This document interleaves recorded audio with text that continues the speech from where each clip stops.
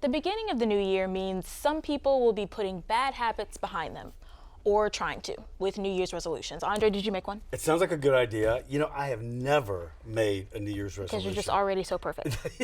Yeah, that's it. Is it too late to make one now, though? No, it's not too late. Actually, I made one myself. I always do because I'm not as perfect as Andre here.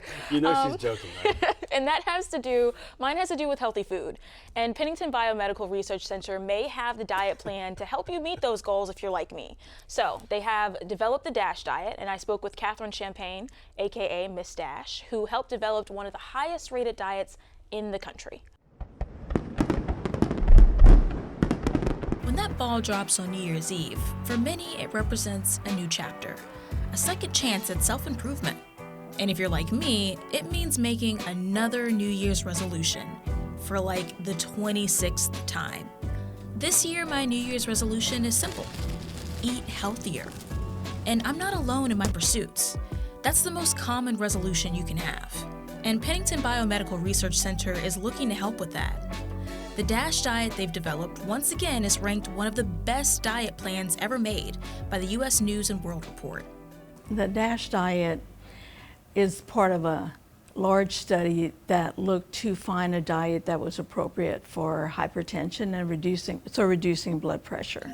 The DASH diet was developed in 1977 and still reigns king among others. Catherine Champagne helped design some of the recipes.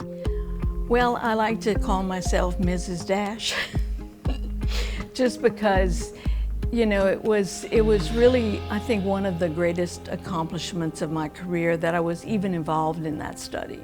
And I had to tweak those menus to make them fit the parameters the nutrition targets that were specific for DASH. Those parameters are simple. Prioritize fruits and veggies, limit obvious culprits like sugar and too much salt, things people with hypertension already have to do. DASH just makes monitoring it really easy. You have recipes you could follow, which were developed at Pennington and taste tested by Renee Stelzer. And you help with the recipes, from what I understand. You've tasted these foods that you're telling people to go out there and try. Yes, absolutely. In the metabolic kitchen, our main job is to develop and taste test and prepare and serve meals to our study participants, but we also do this for the general population. And so whether it's for a recipe for the public or a recipe that we're going to serve in a study here at Pennington, after we've developed the recipe, we prepare it, we taste test it to make sure that it's going to be acceptable. Were there any recipes that were just kind of, that didn't make it into the diet? Yes. Sometimes we'll prepare it and it might need a little more flavor, or it might need extra sauce, because when we're designing the recipes, especially for a study, we have to make sure that the macronutrient composition is very specific. We might have to have a certain amount of protein, fat, carbohydrates. We might have to have a certain amount of the different fatty acids, and the volume might be very specific. We might have to use specific types of products or low sodium products. So sometimes what looks good on paper doesn't always translate to tasting good or even visually looking good in real life. But taste aside, here's what you need to know to get started. You'll need to lower your meat intake and focus on lean meats instead. You'll eat more grains and veggies and fruits. In fact, a good bit of the protein you eat will come from nuts. There was a lot of interest in calcium, but calcium that was naturally occurring in terms of milk and dairy products, for instance.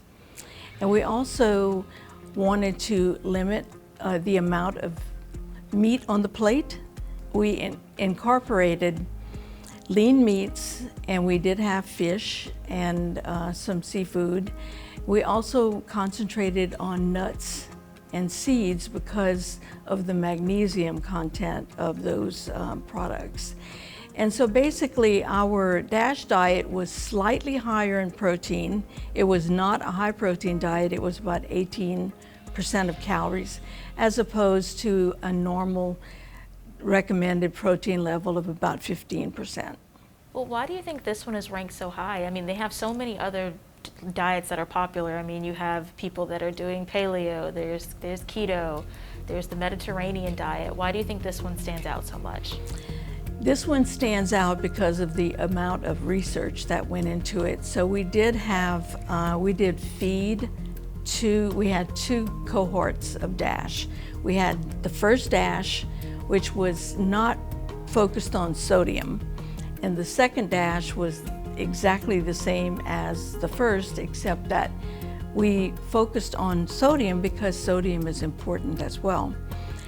And the other thing that is important is that we had follow-up studies where we recruited hundreds of people at 4 different sites to see if we could instruct them on the DASH diet, because it's one thing to come here and get your foods for you. It's pretty easy, very attractive, but in reality you have to prepare your foods yourself. There were other diets listed in the study. Honorable mentions on that list were the Mediterranean diet and the flexitarian diet. They were all in the top 3.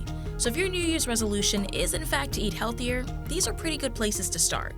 But the DASH diet is proven to work.